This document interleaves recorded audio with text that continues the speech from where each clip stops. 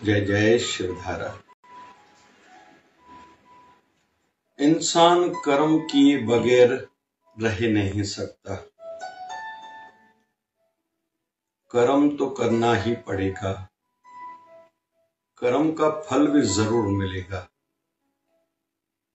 अंतर इतना है, अच्छे कर्म का फल अच्छा, बुरे कर्म का फल बुरा, लेकिन मिलेगा जरूर। और यह नियम सबके लिए है। साधु हो, संसारी हो, पुरुष हो, नारी हो, बच्चा हो, बूढ़ा हो, कर्म का फल सबको ही मिलता है। तो क्यों न इस सिद्धांत को ध्यान में रख के हम केवल ही अच्छे कर्म करें। हम कर्म जो भी करते हैं, जैसे कोई भी बिल्डिंग बनती है तो आर्किटेक्ट पहले मैप कागज पर बनाता है, फिर जाके धीरे धीरे निर्माण होता है, कंस्ट्रक्शन वर्क होता है। वैसे ही हम क्यों न अपने जीवन की एक ध्येय की मास्टर प्लान बनाएं कि मुझे क्या करना है, क्या बनना है और क्यों बनना है, कब तक बनना है। या मेरे दोस्त, मेरे परिवार वाले किस तरह से मुझे याद करें, यह भी हमें ही निश्चित करना है। हमारे पीछे मतलब मेरे संसार से जाने के बाद, मौत के बाद मुझे कैसे याद किया जाए, अपने कैसे याद करें, संसार में मैं कैसी याद छोड़ के जाना चाहता हूं। फिर मेरे बच्चों के सामने जब आइडियल, आदर्श पर्सनालिटीज, हस्तियों के नाम लिखे जाएं तो वो क्या ऊपर ऊपर मेरा नाम रखता है कि मैं अपने पापा, अपनी मम्मी के जैसे बनूंगा। फिर भतीजे हो, भांजे हो, भांजियां हो, भतीजियां हो, वो क्या हम जैसा बनना चाहते हैं, बस ऐसा कुछ करें। और मैं कैसे अच्छा ऊंचा सोचूं और बनूं, ये हमारे गुरुदेव हमें सिखाएंगे। जीवन जीने का ढंग गुरु सिखाता है, भक्ति करना गुरु सिखाता है। संसार में रहो लेकिन फंसो नहीं, उलझो नहीं, आनंदमय जीवन जियो। हंसते हंसते संसार से विदाई कैसे लेनी है और परमार्थ कैसे सिद्ध हो, ये भी गुरु सिखाता है। गुरु किए बगैर, जो देहधारी गुरु हो, शरीर में हो, इष्ट को जरूर पूजे। किसी का इष्ट भगवान शिव जी है, किसी का इष्ट भगवान राम जी है, भगवान श्री कृष्ण जी है, माता रानी है, गणेश जी हैं, सूर्य नारायण है, भगवान झूलेलाल जी हैं। इष्ट किसी का कोई भी हो सकता है, जो देव है। लेकिन गुरुदेव तो जो शरीर में हो, फिर कुल गुरु अलग रहेगा, विद्या गुरु अलग रहेगा, गुण गुरु जो कुछ कला सिखाए, कोई आर्ट सिखाए, वो अलग होगा। लेकिन सदगुरु अलग हैं, जो संसार भवसागर से पार करने के उपाय बताते हैं और सहायता भी करते हैं, रक्षा भी करते हैं। वो गुरु का विषय अलग है, सबको एक श्रेणी में नहीं लिया जा सकता। वैसे माता भी गुरु हैं, पिता भी गुरु हैं, बड़े भाई, बड़ी बहन, घर के बुजुर्ग, ये गुरु हैं, कुछ न कुछ सिखा रहे हैं। लेकिन संसार भवसागर से तो गुरु तरना सिखाएगा। आप मुकत करे संसार, नानक तिस जन को सदा नमस्कार। जो खुद मुक्त पुरुष है, आसक्त नहीं है, उलझा हुआ, अटका हुआ नहीं है, वही हमें मुक्ति की मार्ग पर आगे बढ़ाएंगे। बस ये समझना है। तो गुरु सिखाएंगे कि मास्टर प्लान तुम्हारा क्या क्या, कैसे कैसे होना चाहिए, तुम उलझनों से कैसे निकलो, ये गुरु सिखाएंगे। तो क्यों ना हम अच्छे कर्म करके खुद को बुरे कर्मों से बचाएं और खुद को समय न इतना दें, फुर्सत का समय न हो कि बुराई का थॉट आए, या फिर ऐसी आदतें, ऐसे नियम, ऐसे सिद्धांत, रूल्स रेगुलेशंस बनाए कि मुझे बुरे लोगों से दूर ही रहना है, बुरे जगहों पर जाना ही नहीं है। बुरा सोचना ही नहीं है, बुरा करना ही नहीं है, किसी को बुरा समझना ही नहीं है। इसके लिए मुझे अच्छा करना है, अच्छे लोगों के साथ मित्रता बनाए रखनी है, सलाह भी अच्छे लोगों से लेनी है, पॉजिटिव लोग हों, अच्छे लोग हों, अच्छे स्थानों पर जाऊं, सबको अच्छा समझूं, अच्छा करूं, सब अच्छा ही अच्छा है। क्यों न यहाँ पर अपनी वृत्ति को टिका के रखें। सिंपल सिंपल है तो कर्म का फल मिलेगा ही। अच्छे का परिणाम अच्छा, बुरे का परिणाम बुरा। आइए एक उदाहरण से हम लोग सीखते हैं। शिव पुराण में उदाहरण आता है, एक व्यक्ति है यज्ञदत्त नाम का। अच्छा है, ब्राह्मण शरीर है, वेद पाठी है, सदाचारी है, सात्विक जीवन है। उसका बेटा है गुणनिधि, उसके उलट है, जुआ खेलता है, मदिरा पान करता है, हर प्रकार की बुराइयां हैं, चोरियां करता है, झूठ बोलता है। माँ को पता है, पिता को नहीं पता। और समाज में ये अक्सर देखा जाता है, माँ को पता रहता है कि मेरी बेटी की चाल चलन कैसी है या मेरा बेटा कैसा है। समय पर वो सतर्क हो जाएं, अपने पति देव को बताएं, दोनों मिलके बच्चे को सुधारने संवारने का प्रयास करें। वो बिगड़ने से बच जाएगा, नरक से भी बचेगा, दुख से वो भी बचेगा, माँ बाप भी बचेंगे। और कहीं परिवार कलंकित न हो, कहीं समाज कलंकित न हो, कहीं धर्म कलंकित न हो, कहीं गुरु दरबार पर कोई उंगली न उठाए। इससे हम लोग बच सकते हैं। लेकिन समय पर जाग गए तो गुण निधि में दुर्गुण बहुत हैं।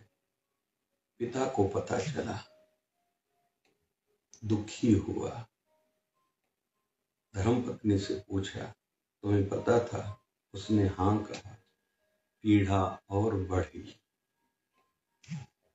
घर को त्याग दिया, वनवास में जाके साधना करके अपना शेष जीवन सार्थक कर दिया। पत्नी को भी दुख हुआ, बेटा सुधर नहीं रहा है, घर से निकाल दिया। इस एक कथा से सीखने को बहुत कुछ मिलेगा।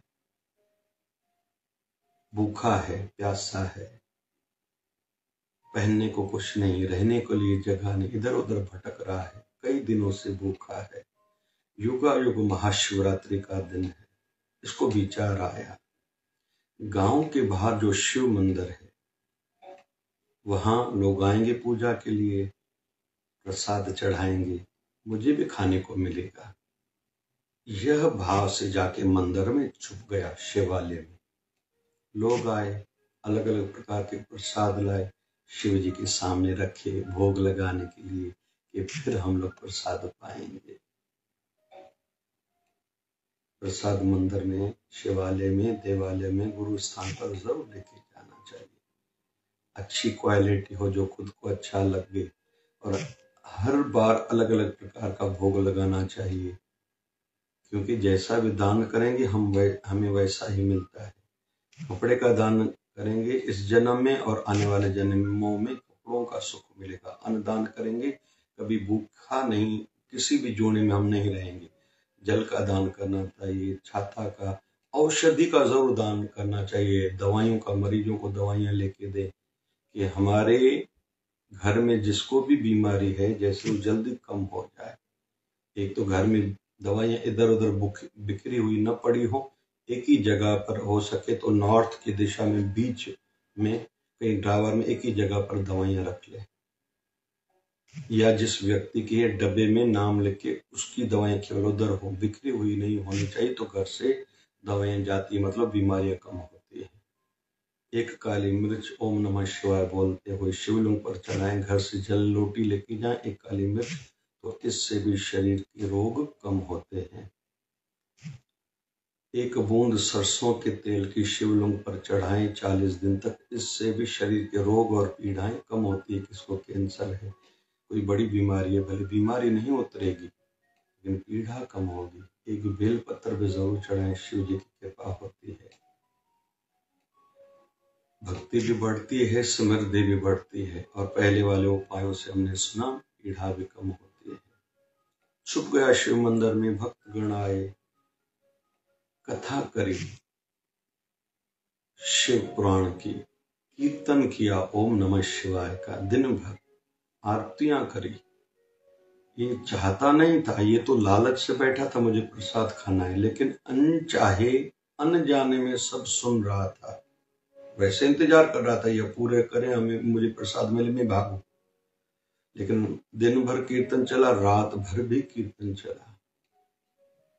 तो अनचाहे अनजाने में उपवास हो गया, क्योंकि भूखा था महाशिवरात्रि का। अनचाहे अनजाने में शिव कथा सुनी, शिव नाम का गुंजन किया, कभी कभी बोलता भी था।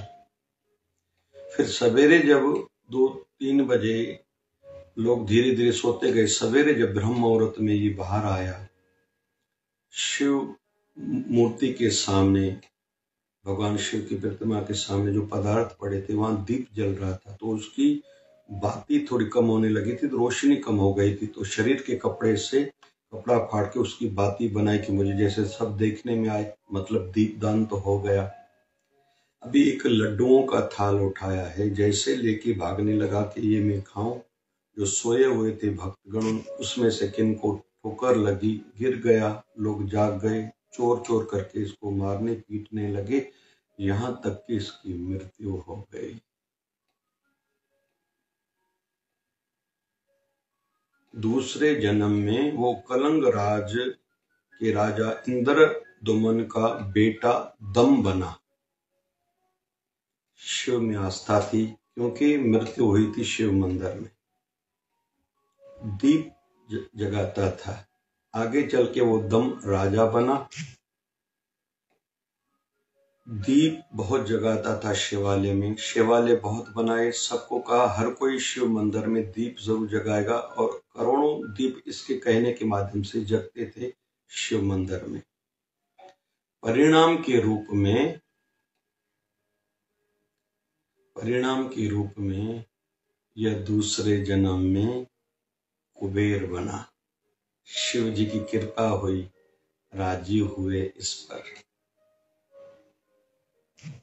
शिव जी की कृपा हुई, राजी हुए, शिव ने गले लगाया, इसको देवताओं के खजाने का खजांची बनाया, मतलब धन का देवता।